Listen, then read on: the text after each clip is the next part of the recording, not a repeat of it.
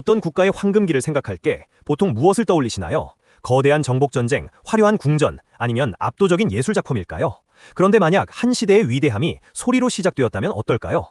매일 정해진 시간에 수도 전체에 울려 퍼지는 북과 종소리 말입니다. 그건 정말 흥미로운 시작점이네요. 지금 우리에게는 너무나 당연한 표준 시간이라는 개념이 사실은 국가적 차원의 거대한 기술 프로젝트였다는 점을 생각하게 하니까요. 바로 조선의 4대 임금 세종대왕 시대에 만들어진 자경루, 즉 스스로 시간을 알려주는 물시계 이야기군요. 이건 단순히 시간을 알려주는 장치를 넘어 사회 전체의 리듬을 조율하는 운영체제, OS의 시작과도 같았습니다. 예, 맞습니다. 이전에는 해의 위치를 보거나 사람이 직접 물시계를 지켜보며 시간을 알려야 했죠. 날이 흐리면 부정확했고 담당 관리가 실수라도 하면 큰 벌을 받았다고 합니다. 그런데 세종은 왜 사람이 이 고된 일을 해야 하는가? 기술로 해결할 수 있지 않은가라고 생각한 겁니다. 그의 통치 철학, 하늘을 공경하고 백성을 사랑한다. 라는 생각이 바로 이런 지점에서 드러나는 거죠. 정확해요. 자경루가 울리는 소리는 단순한 시보가 아니었습니다. 성문 개폐 시간, 시장의 개장과 폐장 시간, 통행금지 시간을 알리는 사회적 약속이었죠. 한양의 모든 백성이 이 소리를 기준으로 하루를 계획하고 일하고 쉬었습니다. 국가가 백성의 일상에 정밀하고 유용한 인프라를 제공하기 시작한 겁니다. 이것이 바로 우리가 오늘 이야기할 세종이라는 위대한 군주가 펼친 혁신의 본질입니다. 그는 왕좌에 앉아 명령만 내린 것이 아니라 백성의 삶을 근본적으로 개선할 시스템을 설계한 사람이었습니다. 그리고 그 시스템은 시간 측정에만 그치지 않았죠. 문자, 농업, 의학, 국방, 외교까지 조선이라는 국가의 모든 레이어를 업그레이드한 거대한 프로젝트였습니다. 오늘은 바로 그 이야기, 한 명의 비전 있는 리더가 어떻게 국가 전체를 혁신했는지 그 위대한 유산을 깊이 파고들어 보겠습니다. 세종대왕 하면 보통 처음부터 완벽한 성군이었을 거라고 생각하기 쉽지만 그의 시작은 사실 조금 독특했습니다. 그는 태종 이방원의 셋째 아들이었죠. 장자 승계 원칙이 강했던 유교 국가에서 셋째 아들이 왕이 된다는 건 일반적인 경우는 아니었습니다. 그렇죠. 아버지 태종은 강력한 왕권을 통해 조선의 기틀을 닦은 인물입니다. 그는 왕자의 난을 통해 직접 왕위에 올랐고 왕권의 위협이 될 만한 요소는 가차없이 제거했죠. 그런 강력한 아버지가 보기에 책을 좋아하고 학문 탐구를 즐기는 셋째 아들 충명대군 세종의 즉위전 이름이 오히려 안정적인 후계자라고 판단했을 수 있습니다. 야심만만한 첫째 양녕대군이라 불교에 심취했던 둘째 효령대군보다요. 결국 태종은 양녕대군을 패하고 충녕대군을 세자로 책봉합니다. 그리고 불과 2달 만에 왕위를 물려주죠. 1418년의 일입니다. 하지만 이건 완전한 권력 이양이 아니었습니다. 태종은 상왕으로 물러나 있으면서 군사권 등 핵심 권력을 계속 쥐고 있었죠. 어떻게 보면 세종의 초기 통치는 아버지라는 강력한 이사회 의장의 감독 아래 있는 CEO와 같았다고 볼 수 있습니다. 아주 적절한 비유입니다. 그리고 그 CEO 세종은 자신에게 주어진 가장 큰 자산, 즉 학문적 역량을 활용해 자신만의 경영 스타일을 구축하기 시작합니다. 그 첫걸음이 바로 1420년에 설립된 집현전, 즉 현자들을 모은 정각입니다. 이건 단순한 왕립도서관이나 연구소가 아니었어요. 맞아요. 오늘날의 개념으로 보면 국가 최고 싱크탱크이자 R&D 센터, 그리고 정책 개발실을 합쳐놓은 것과 같았습니다. 세종은 이곳에 당대 최고의 학자들을 모아서 단순히 고전을 연구하게 한 것이 아니라 국가 운영에 필요한 모든 분야에 실용적인 과제를 던져주었습니다. 천문학, 농업, 의학, 법률, 역사, 인쇄기술까지요. 이것이 세종 리더십의 핵심입니다. 그는 모든 것을 혼자 하려고 하지 않았습니다. 최고의 인재들을 모아 그들에게 자율성과 자원을 부여하고 명확한 비전을 제시하며 협력하게 만들었죠. 집현전은 세종시대 모든 혁신이 시작된 코어 엔진이었습니다. 세종은 왕이라는 최종 결정권자이자 집현전이라는 거대한 프로젝트의 총괄 PM, 프로젝트 매니저 역할을 한 셈입니다. 그리고 이 총괄 PM은 인재를 알아보는 눈도 탁월했습니다. 특히 노비 출신이었던 장영실을 발탁한 것은 정말 파격적인 인사였죠. 신분 제도가 엄격했던 시대에 오직 능력 하나만 보고 과학기술 개발에 핵심을 맡긴 겁니다.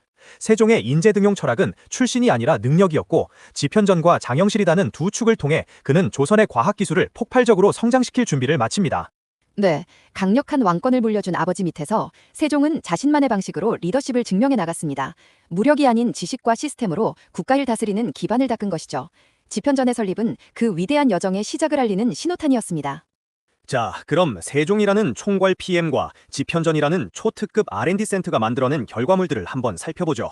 앞서 백성의 운영체제 OS를 업그레이드했다고 표현하셨는데 가장 먼저 손본 사용자 인터페이스 UI는 무엇이었을까요? 단연코 문자, 즉 한글 창제입니다. 당시 조선의 공식 문자는 한자였습니다. 그런데 한자는 배우기 너무 어려웠죠. 발음과 뜻이 다른 외국 글자인데다 글자 수도 너무 많았으니까요. 이건 정보 접근에 있어 엄청난 장벽이었습니다. 국가의 법령이나 농업기술, 의료지식 같은 중요한 정보들이 일부 지배계층에게만 독점되는 구조였죠. 백성들은 글을 몰라 억울한 일을 당해도 호소할 방법이 없었습니다. 세종은 이 상황을 정보의 비대칭성 문제로 본 거군요. 국가 운영의 효율성과 공정성을 위해선 모든 백성이 쉽게 정보를 읽고 쓸 수 있어야 한다고 생각한 거죠. 그래서 1443년 훈민정음, 즉 백성을 가르치는 바른 소리를 직접 창제합니다. 이건 정말 혁명적인 발상이었습니다. 혁명 그 자체였죠. 한글은 발음기관의 모양을 본떠 자음을 만들고 하늘, 땅, 사람을 형상화해 모음을 만드는 등 지극히 과학적이고 체계적인 원리로 만들어졌습니다. 슬기로운 사람은 하루아침에 깨우치고 어리석은 사람도 열흘이면 배울 수 있다고 할 정도로 학습 효율이 극단적으로 높았죠. 이건 마치 복잡한 커맨드 라인 방식의 도스에서 직관적인 그래픽 유저 인터페이스 GUI의 윈도우나 맥 OS로 전환한 것과 같은 충격이었습니다. 물론 이 OS 업데이트에 대한 기득권층의 반발도 엄청났습니다. 지편전 학자들마저 중국과 다른 문자를 쓰는 것은 오랑캐나 하는 짓이라며 반대 상소를 올렸죠. 지식 독점을 통해 유지되던 자신들의 권력이 무너질 것을 두려워한 겁니다. 하지만 세종은 이 반대를 모두 무릅쓰고 1446년에 한글을 반포합니다. 리더의 강력한 의지가 없었다면 불가능한 일이었어요. 맞습니다. 그리고 이 새로운 UI가 보급되려면 컨텐츠가 필요하죠. 세종은 여기서 그치지 않고 백성들에게 꼭 필요한 앱들을 개발하기 시작합니다. 그중 핵심이 바로 농업 분야였습니다. 당시 조선은 농업 국가였으니까요. 가장 중요한 앱은 데이터 분석 툴이었습니다. 치국이 말씀이시군요. 세계 최초의 표준화된 강우량 측정기 1441년에 발명되었죠. 이전까지 농부들은 그저 경험에 의존해 비가 얼마나 올지 예측해야 했습니다. 하지만 치국이는 객관적인 데이터를 제공했죠. 전국 각지에 동일한 규격의 치국이를 설치하고 강우량을 측정해 보고하게 함으로써 국가는 가뭄이나 홍수를 예측하고 대비할 수 있는 방대한 빅데이터를 축적하기 시작한 겁니다. 바로 그거예요. 이건 농업을 감의 영역에서 과학의 영역으로 끌어올린 겁니다. 농부에게 날씨 예측이라는 블룸버그 터미널을 쥐어준 것과 같아요. 그리고 이 데이터를 보완하는 것이 바로 시간과 절기에 대한 정보였습니다.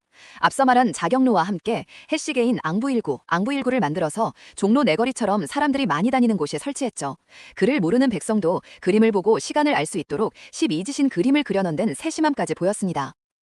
데이터만 있다고 되는 게 아니죠. 그 데이터를 어떻게 활용할지에 대한 매뉴얼도 필요합니다. 그래서 편찬한 것이 바로 농사직설이라는 농업기술 지침서입니다.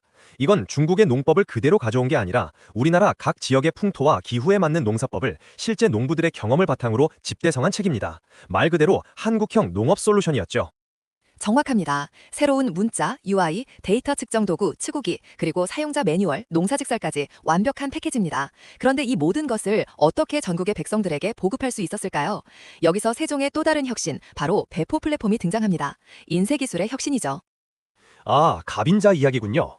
고려시대에 세계 최초로 금속 활자를 발명했지만 기술적으로 완벽하지는 않았습니다. 그런데 세종시대인 1434년에 구리와 아연, 주석 합금으로 만든 갑인자는 이전 활자보다 2배 이상 빠른 속도로 책을 찍어낼 수 있었습니다.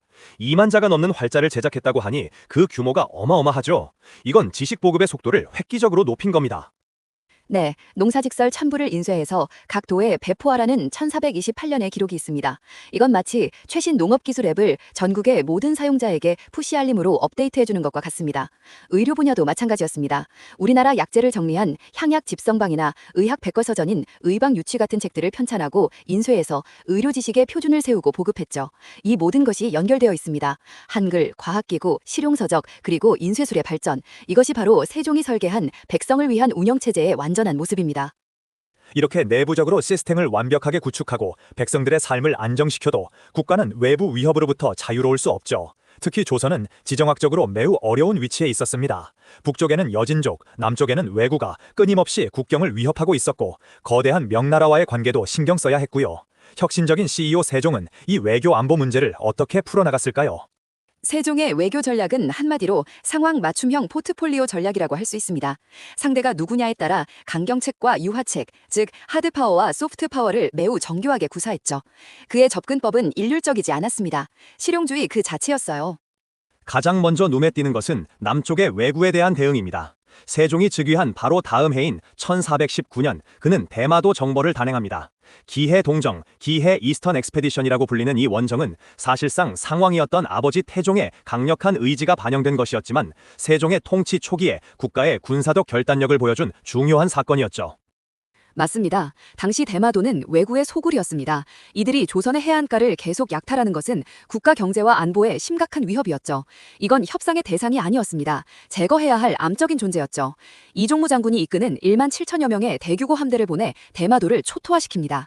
129척의 해적선을 납포하고 2,000채에 가까운 가옥을 불태웠죠. 이 군사행동의 메시지는 명확했습니다. 우리의 안보를 위협하면 근원까지 뿌리 뽑겠다. 이건 마치 끊임없이 서버를 공격하는 해커 그룹의 본거지를 찾아내 물리적으로 파괴해버리는 것과 같네요. 일시적인 방어가 아니라 문제의 근원을 제거하는 적극적인 방식입니다. 그리고 이 강력한 군사행동 이후에 협상의 문을 열죠.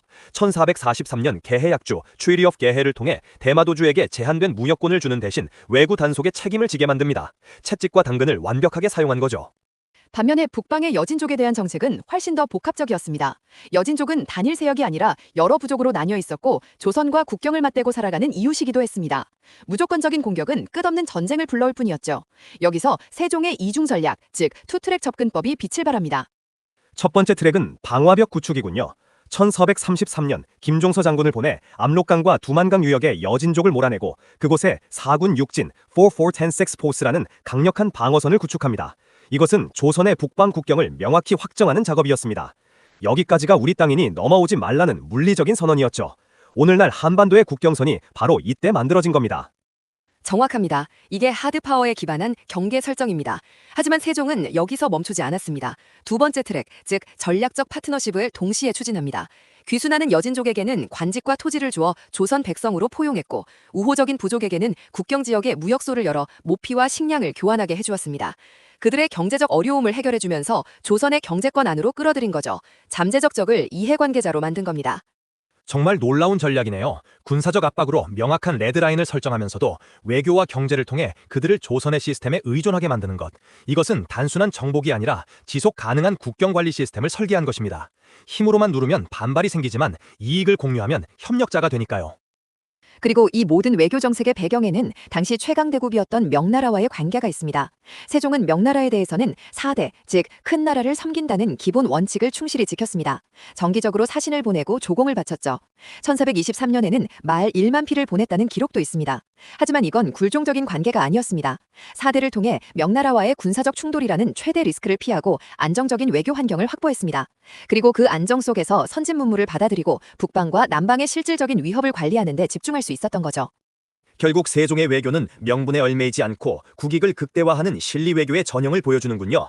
명나라와는 안정적인 관계를 유지하며 리스크를 관리하고 일본과는 강력한 한방으로 위협을 제거한 뒤 통제 가능한 관계로 전환하고 여진족과는 힘과 회유를 병행하며 장기적인 안정망을 구축하고 정말 한 수 한 수가 정교하게 계산된 체스와 같습니다.